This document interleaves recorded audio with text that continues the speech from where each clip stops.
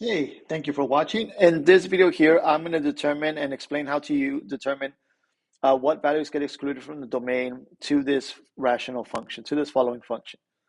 Now, the concept behind this again is that we're looking for the domain of the values. So we're looking for what numbers we're allowed to plug in for x.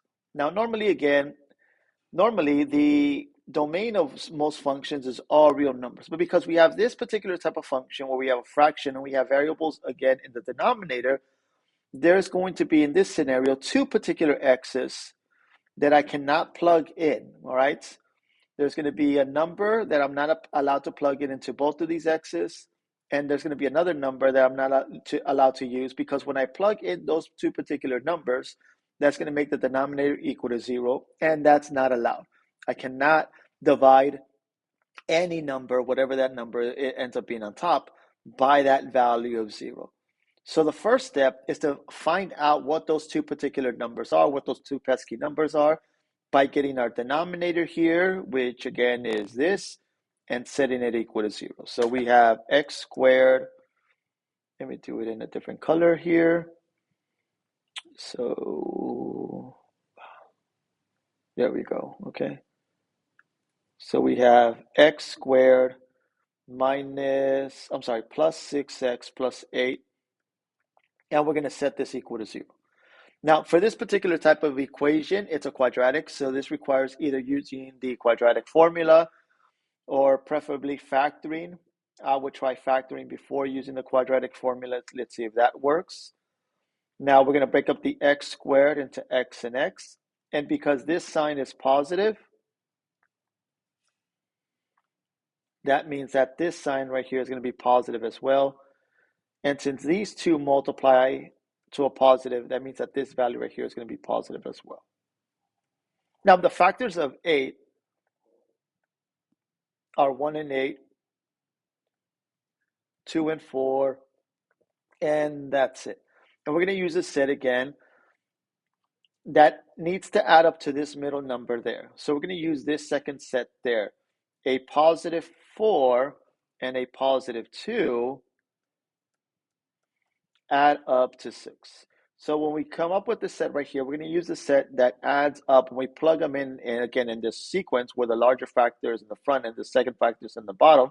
If I add those numbers, a positive 4 plus a positive 2, it does need to add up to that middle number. And if that doesn't work, then we just simply try, in this we would have to try the second set. The only other option, it would be that one. And if that didn't work, then we would have to use the quadratic formula. But fortunately for us, it works.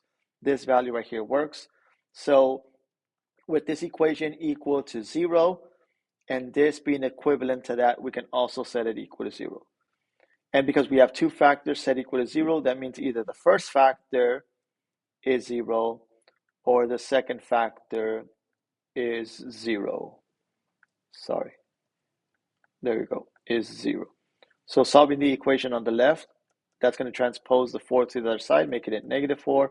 And solving this equation on the right, transposing the 2 to the other side, that's going to make a negative 2.